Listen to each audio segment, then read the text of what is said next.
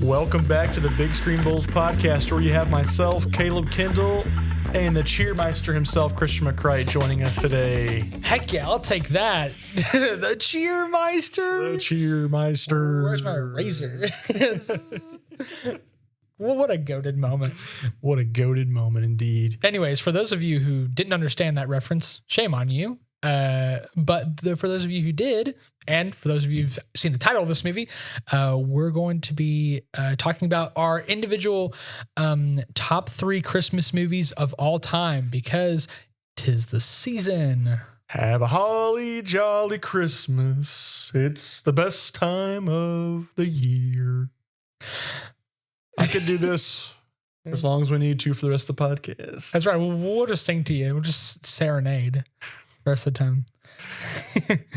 Or we could do here what we were planning on doing. Yeah, because you know we're about the films, baby. That's right. We're about the movies and we're about the money. I mean, the movies. Let's save that for real estate. That's right. That's right. No. All right. So why don't we go ahead and get right into it, because it's the holiday season and this one's going to be a little bit shorter than normal. And we want to make sure that you guys spend as much time with your loved ones and your family instead of just listening to us the whole time. Yep. But we still have that content. So Kendall, start us off with your number 3. All right. It's your last chance. Get the eggnog. Get the fire started. Eggnog's You're too gross. Dude, eggnog is gross. I'm sorry. I'm not going to apologize for that. I feel like a lot of people are like, wow, you don't like eggnog? Do you even like Christmas? Like, no, I don't. You got to have the right eggnog, though. You can't have What's the right eggnog, though? Stuff that's actually made by somebody, like somebody's grandma that makes it. That's good eggnog. That's the real eggnog. Grandma's eggnog. Not the stuff you go in the store and buy. No, it's mediocre stuff. I'll tell you what, that's what that is. Well, if you have a cup of that at some point, I will offer it. I will try it. But I don't like eggnog. Not a huge fan. I like apple cider. That's my thing. I'm not even sure that's a Christmas thing. But anyways. But you know what I am a big fan of? The National Lampoon Christmas Vacation. It's a classic movie. That's a classic movie. That's my number 3 there. So you'll see probably a good trend of a lot of my movies are going to be in the 80s out of these 3. Mm-hmm. And this is not the exception for this one here. So made in 1989, a classic film of the Griswolds experiencing their Christmas. This had some of those comedy skits that were just pure classic comedy. Like, it wasn't offensive. It wasn't too over the top. It was kind of like that awkward, more dryish type comedy, I don't know if I could call it. Don't know the official wording of it, since we're just amateurs here at the Big Screen Bulls podcast, but nothing could beat having the grandma try to say the Christmas prayer and starts doing the Pledge of the Allegiance to the flag. That's so funny. It's so good. You can't dislike that movie. Like, even if it's not in your top 3, which it's not in mine, spoiler alert, you can't dislike it. It's wholehearted comedy. Oh yeah. Classic. It's classy. And I think this put all bosses on their toes for the holiday season to give Christmas bonuses out after they capture their boss and bring him into the house. Yeah. So this is a really great watch. National Lampoon Christmas Vacation. You can watch it on, I think it's a Warner Brothers movie. So HBO or Max will be the option for you for this one. Yeah, it is a classic. I cannot disagree with that. I don't think I've seen it enough times where I think I would put it in my top 3. I have seen it a few times, but my sense of comedy is like very, very particular. But it is funny. I don't find a lot of comedy movies very funny, but that movie actually is pretty funny. So credit to that. But I'm going to go ahead and move into my number 3, which is going to be a little bit of an oddball, but The Nightmare Before Christmas. Oh, this is it a Christmas movie? It is technically. It can be considered a Halloween or a Christmas movie. I consider it to be more of a Christmas movie, considering it's kind of centered around the idea of Christmas. But the characterization of Jack Skellington is just awesome in this movie. And Tim Burton, he's kind of a weird dude. Like he's kind of weird. Like everyone knows that. Like not in like a disrespectful way, but he's kind of weird and he makes weird movies. Same Tim. We're all weird in our own ways. You just make really weird movies that other people don't tend to make. So, stick with that, I guess. But this movie is very stylistic. It's fairly actually old now, but it still holds up as like that like kind of claymation sort of style. And the songs are still great. Still, I hear multiple people love that song. This is Halloween, even though, that's for the Halloween season, but I still hear it around this time of year too, because I mean, who doesn't love that song? It's a great song. A lot of the songs in that movie are so great. And I love how it's about this person who knows nothing about Christmas and is trying to open up he's trying to broaden his horizons, being like, you know what, I've had the same life for this many years now. And a lot of people go through that phase of you just get to the same routine and you kind of wish something was different, something would spice it up, that you would have something to look forward to. And so this whole thing with him figuring out what Christmas is, and then he sends people Christmas gifts that are like scary, like terrifying, traumatizing things, is super entertaining, but there's a lot of heart to it in the middle. But I guess the only thing I don't like about this movie is the concept of the Oogie Boogie Man, like the main villain, is kind of strange. Granted, the movie is strange, but his placement in the movie is very, like, it fills a very specific niche, and it's still good. Like, I still really like it, but it's not like he's not much of a character. He's more of just like a force to kind of have something antagonistic in the plot. But other than that, I really like this movie. Yeah. I would say for my thoughts on this, and again, I'm your classic guy, for a lot of our guy audiences out there. I'm not a giant musical guy. There's only probably like a few musicals that I'm really into. So this movie just probably has a tad bit too much singing for my liking, but it was a cool crossover, a great idea of having Halloween and Christmas kind of collide, especially since these are probably two of the most popular holidays in American culture today. And I don't even like Halloween. Halloween's like my least favorite holiday of the year. But I love this movie because I loved seeing the contrast between the two holidays and seeing how, they kind of stay in their lanes and they kind of do what they do best. They service their service. But anyways, that's my number 3. Yeah. And the claymation was great at the time as well too. I will say I probably don't have an affinity for this movie because it's kind of a chicken growing up. So when I was a little kid, this and Scooby-Doo scared me. So roast him in the comments. Like, the Scooby-Doo movie scared you? Not the movie, but just the TV show. Yeah. Razor ghost. You're like crying and cradling yourself in the corner. So he's the actual live action actors coming to Comic-Con in Kansas City. Of course you would know that. That's my dreams. He's been haunting my nightmares. That's funny. We might make it out that way as well too But enough about Comic-Con. It's the Christmas season. That's after the New Year, ladies and gents. That's right. Hold your horses there. And within holding horses, we're not holding back my number 2 pick, which is going to be the live action, The Grinch.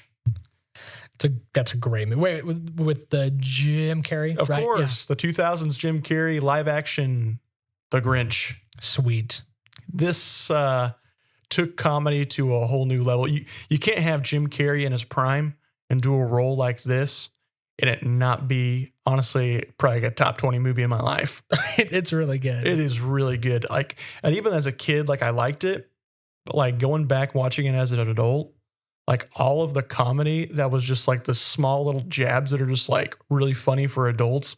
I was like, I gotta have my kids watch this so I have something to entertain myself as well too, compared to like how cartoons look these days. That's a good point. And just trying to think of just some of the random ones that are out there. It's like, I'm just gonna go in, grab a handful of popcorn shrimp, and I'm out. I don't know if it's funny. That statement itself isn't that funny, but the acting behind it with Jim Carrey, the smile that he has within it. Like everybody thought like, funny. oh, has to be CG. No, this is 2000, ladies and gents. Nobody had any idea what CGI was except for a very small piece of it. Like people were still having like toy model ships like fly around in outer space. Like, yeah, the real big like CGI we had even back then was still coming from like things like Star Wars and Jurassic Park and things of that nature. So we were still in kind of the early days of like real good CGI. And I'm going to interrupt your thoughts real quick because this is actually my number 2 as well. oh, So spoiler alert. Yeah, spoiler. Yeah. So, so we're just going to get right into it. This movie is so freaking funny. Yeah. And it's super funny if you're an introvert like me, because like you like relate to the Grinch a lot whenever he's like sitting in his chair and what's her name?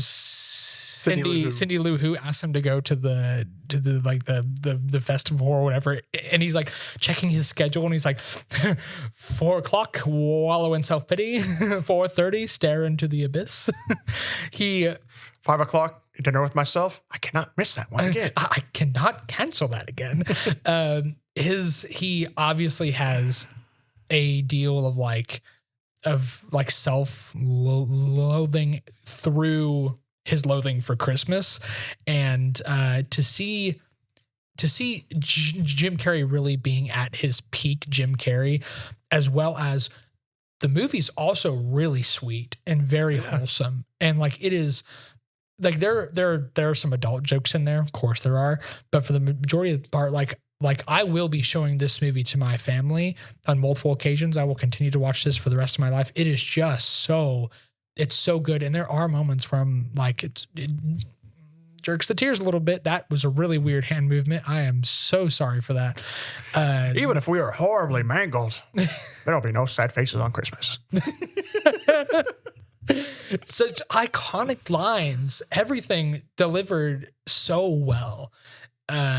All, just the great presentation, no pun intended, of everything is it's just perfect. It takes the concept of the animated, old How the Grinch Stole Christmas, and dials it up to 11 in goofiness. And it is nearly the perfect Christmas movie. Yeah, I would definitely agree to that. Like number 3 to number 2, that's a big jump for me.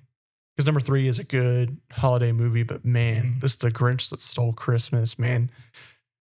And knowing and knowing Jim Carrey, like even a background on the movie as well too, the makeup and the costume that he had to wear made him feel so claustrophobic that he had to have somebody from that would teach people in the CIA how to get out of tight spaces or how to suffer through it, through torture. He had to do all of that through this whole process. So he's basically torturing himself. Yeah. To do this role, and he still does it so flawlessly. So good. Jim Carrey is one of the best actors of all time. I don't care what anybody says. Yeah, he's just so good. And the 2000s as well too. Prime Jim Carrey. Absolutely. He needs to go on Mount Rushmore of the comedians out there in the world. Absolutely. And off that note, because we did my number 2 because shared it, let's go and bounce back to your number 1. Number 1. This one for me is just a really personal one, just because it's a big deal in my family. For this one, and ladies and gents, if you can't tell, it's on my Christmas sweater, man. That's so good. I love that Christmas sweater. I saw you put that on earlier, and I didn't even know that. I didn't even see the lamp. I didn't even honestly, I didn't even notice. That's good. You know it. You love it. It's also in the 80s on here. This is The Christmas Story, the original one. It's a classic. The Christmas Story views a family from the 50s. And kind of shares their holiday experience. This was so good just because of, it's that child type humor that's within it. And a lot of it's not even really that funny. It's just, it's a wholesome Christmas movie. And that's really all I got to say about it. We would wake up at 6:00 in the morning at my house on Christmas, and this would be on, I think, TBS. I had to guess the TV channel that it was on. And man, you better believe we watched it. I mean, that brings me back too, for sure. And the leg lamp, oh man, it was one of the most funniest scenes I've ever seen in my life. It's just like, fragile. Oh, it must be Italian. honey, I think that says fragile. Oh, that's so good. Puts it up in the window and just, oh, what is that? It's an award. It's a prestigious award. The way lines were delivered back then in those times were so dramatic. Like it's almost like you're just watching like a theater play, but it's still that art is still not lost. Oh man. Yeah. That's like to see. Yeah. Even just nowadays in 2023, that movie is still a classic and still worth watching. Oh yeah. And I think one of the biggest things too is that they tried to make like other rebrands of it, like the number 2 and all that to make it live on. And man, it just didn't. It's never been able to add up, man. So yeah. Well, that is a good number 1. I debated on what I was going to do for my number 1. It was kind of hard after a while, but because I originally thought it was going to be either the one I'm about to say or A Christmas Carol. So that's like essentially my runner-up. So you're probably wondering, okay, well, why did you say you're going to do Christmas Carol but not have that in your top 3? And I'm like, well, it switches between whether I really like it or sometimes really don't, because the story is really, it's a really good story, but it's very dark. And sometimes it can be a little bit jarring. And there's so many iterations of it that it's hard to keep up. I really like Jim Carrey's A Christmas Carol. That one's really good, the animated one. But once again, the story is extremely dark, and it's not one that I would always show to my family. And that's what the Christmas is about, family. So like, what is my number 1 Christmas movie that I would watch myself and show my family, my future family? And that would be The Polar Express. The Polar Express is a great movie. It's fantastic. It's such a good embodiment of the power of belief and seeing things from the perspective of a kid who goes on this wild adventure that he has no place being a part of, and him meeting these little odd friends along the way. Even some of the there's like a couple musical numbers that are catchy. Got Tom Hanks as the conductor, so iconic. There's so much to love about this movie. The music, the score, the soundtrack is incredible. For its day, the direction and the cinematography, the CGI is great. I come back to this movie a lot, and I pair this movie up with How the Grinch Stole Christmas as movies that really bring me back really into that Christmas spirit. And that's something that like The Nightmare Before Christmas doesn't do as much. These two movies, I think, go hand in hand, because the song from How the Grinch Stole Christmas, Where Are You Christmas, and some of the songs from The Polar Express, just the background, the back score soundtrack. I was listening to some of them the other day, and now keep in mind, I'm a 24-year-old man. I was listening to it in my car, and I just started crying because I remembered how Christmas felt when I was a kid, and out of nowhere listening to a song from the Polar Express and then listening to that song from How the Grinch Stole Christmas brought me back to all these emotions that I felt as a kid, how I perceived Christmas. And as a young child, how great it is to be with family and friends and go to, you do this dumb stuff at school, like you make like the cutout stuff and you do the plays at school, and you get the presents, you get the big meal with your family. And I miss all of that so much, but I also am excited to use that to build the foundation for my family. And the Polar Express is a good representation of just fully leaning into the idea of Christmas. And even though, like, clearly, Santa isn't real and stuff like that, I'm so sorry, Santa's not real. No. How could it be false? but like through all that, it's just about being together and being with the people who mean most to you. And I think that is the message. It's about believing in something other than yourself, as well as believing in yourself. And I think that that's such a powerful message, and that's why I love it.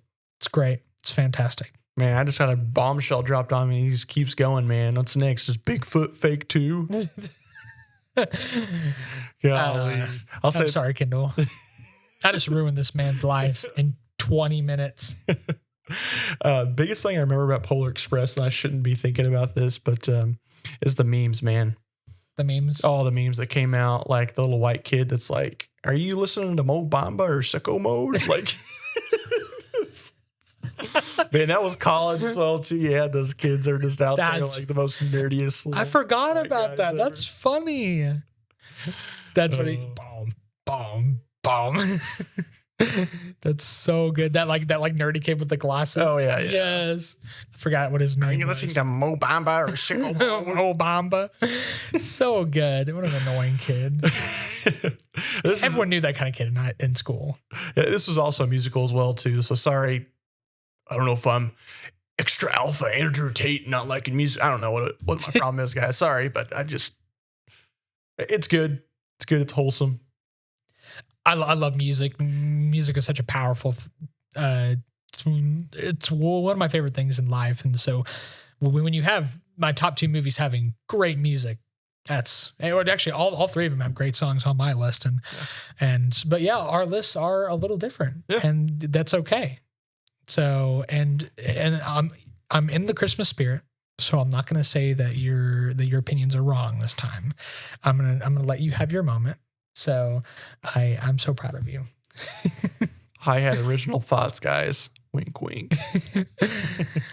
But that's our top 3 Christmas movies of all time. Yeah. So this is a shorter one, like Christian said. Yep. So enjoy some time with the family. Have a Merry Christmas, and make sure to continue the year of sharing this podcast and liking and subscribing as well, if you could. Because guess what? We're not going to do a single one of these without making it about us. That's right. At the end of the day, you know who it's about. Just kidding, y'all. So yeah, thanks for tuning in. God bless you. Take care.